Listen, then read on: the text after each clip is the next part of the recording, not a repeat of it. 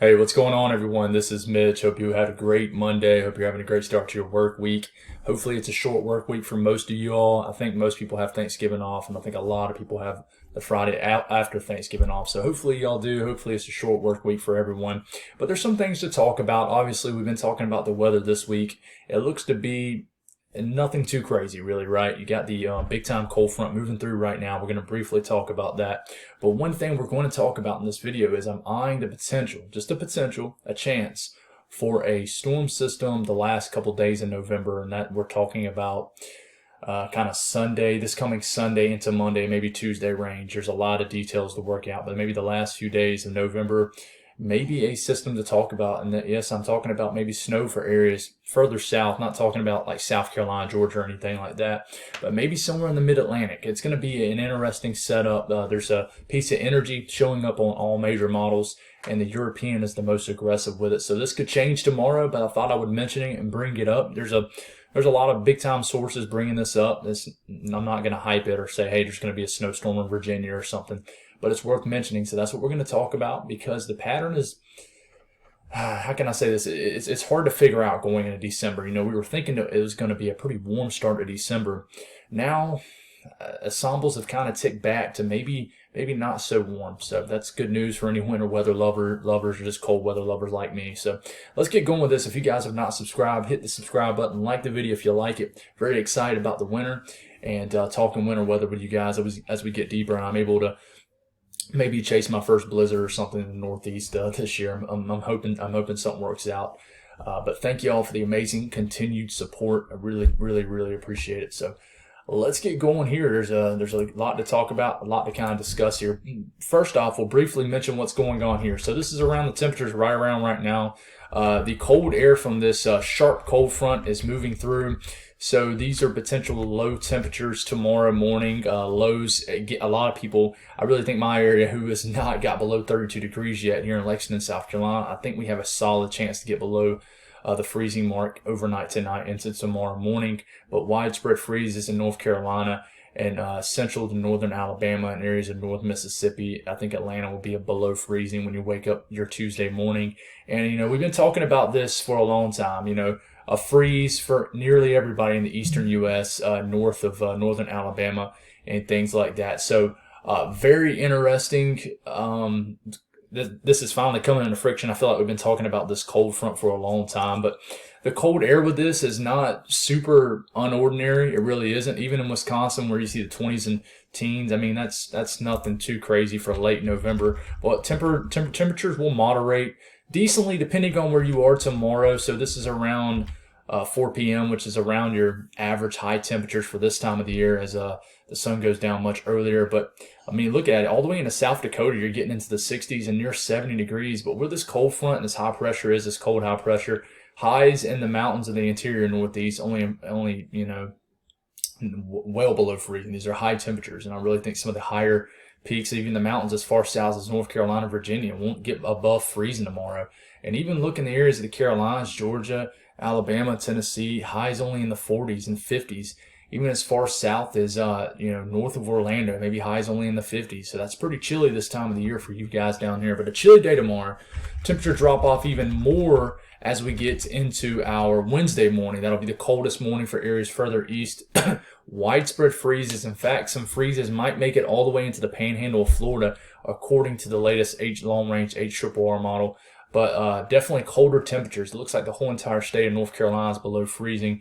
Virginia below freezing, and South Carolina below freezing, as the axis of this coldest air continues to jet east as this cold front influenced cold air begins to moderate. And I think Wednesday will be a pretty chilly day too, but a little bit warmer. So what we're going to talk about here is, obviously the headline of this video, and probably why most of y'all clicked on it, is there's a storm system. This cold front continues to move through. There's another system we've been talking about also. This is still planned on to occur with a cold front and pretty cold air. Just as cold air as this one that's bringing this week right now.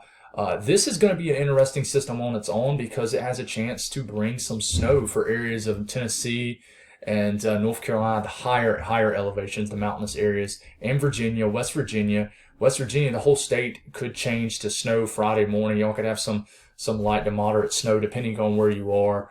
And then even, western sections of Pennsylvania and the Great Lakes are going to have some decently significant snows coming off behind this cold air moving over the Great Lakes. And then behind it sets up a chilly weekend across most of the eastern U.S. This system might turn into a decent storm system for areas of southeast Canada. So watch out for this too. But it's this piece of energy off the northern stream that starts to funnel in from the northwest right here that gets interesting.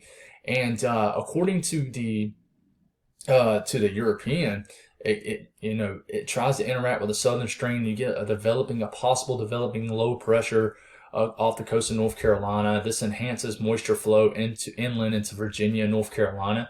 And there's enough cold air around to where you see that snow on the map. And this would be, if this was to happen, this would be a decent early season snowfall for areas like Washington, D.C., the mountains of North Carolina, Virginia, and West Virginia. But there's a lot to work out. The snow would come very close to even areas of northern sections of North Carolina, and this would be a decent snow for Virginia for this time of the year. The system looks to really get its act together and then comes dangerously close. I won't say dangerously because I don't think there's nothing dangerous about the storm system, even if it was going to happen, but comes very close to becoming a snowfall event for Boston and really starts to get its act together off the coast, and then becomes a widespread snow event for Maine. So you see the European scenario here. You look at the GFS, and this is the same time period. If you're confused about what time period we're talking about late this coming weekend. Here it is. This is all the GFS is showing for the same time period so let's get to the point right here. So this is the same time period around 2 p.m. Sunday, and this is for the European, and then this is for the GFS. Notice the GFS is not near as excited about precipitation in general for the system, but there is some moisture around here that tells me that there's a piece of energy here trying to get going to get some precipitation going here, but it never really gets going. And also, it's kind of weird, the GFS throws another piece of energy a couple days later into the mid-Atlantic, maybe some flurries, but very far out. Look at the Canadian. The Canadian's showing something too. I don't show the Canadian much unless we're trying to compare time frames. I never take the Canadian serious when it comes to forecasting a system. This is kind of more of a contrast and comparison situation, but you see a system in the same time frame as you do the European and the GFS, and here it is. It's much more north, much more robust as far as energy and precipitation, but it's much more north, and would definitely promote more of a widespread snow for Ohio Valley. And then it could potentially, get off the coast and explode into a big time system and maybe produce heavy snowfall from northern areas of the Northeast. A lot to figure out with this. And, right here, we'll get to, let me see, right here. So this is kind of the vortice, basically the energy for this system. Notice that the European, it's a lot more exciting looking. There's a lot more energy showing up here. The GFS, not so much. There's neither one has a closed area of energy, a closed layer. Basically, it doesn't really close off this system to promote a big, robust storm system at all on either one of these. As far as what's showing up in the EPS ensembles, because this is honestly the most important thing this far out, there's a little stripe of gray going across North Carolina. I honestly think that's influenced off a rogue run off the ensemble that probably showed a ton of snow. In fact, I know it is. One of the members probably shows some widespread half a foot of snow across North Carolina. So it's skewing the mean a little bit, so that's why you're seeing that. But there's still some signal pretty far south, even into Virginia, but just nothing significant whatsoever. One thing we do know that's coming is multiple rounds of cold air. As you know, we've talked about earlier, I think Thanksgiving's going to be the nicest day across the entire eastern U.S., especially the far eastern U.S. I think 60s and 70s in the far southern areas of the southeast, 60s and 50s for areas into the Carolinas. I do think there's a cold front coming. In fact, I know there is. So depending on how far west you are in Kentucky, Tennessee, the Ohio Valley, it's going to be quite chilly because a cold front's on the way with some precipitation with it.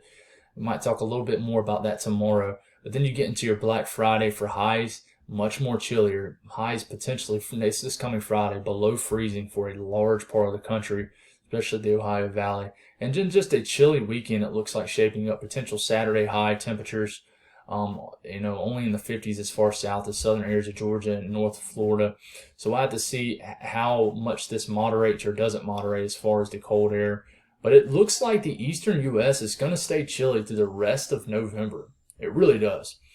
But going forward, we'll talk more about that when we know it. But I am watching this storm system. I'm interested to see if this kind of fades away overnight, because it might, or if the GFS hops more on it. I'd say what the GFS has been winning a lot more battles against the European than the Europeans winning against the GFS. The European used to be king, and the GFS has been flexing its guns lately. Ever since that update occurred, several months back, it has been doing a lot better, and people are starting to pick up on that. So we'll continue to see what's going to happen. We'll continue to figure it out, and I'll keep y'all updated. Thank y'all for watching, and hope y'all have a great Tuesday.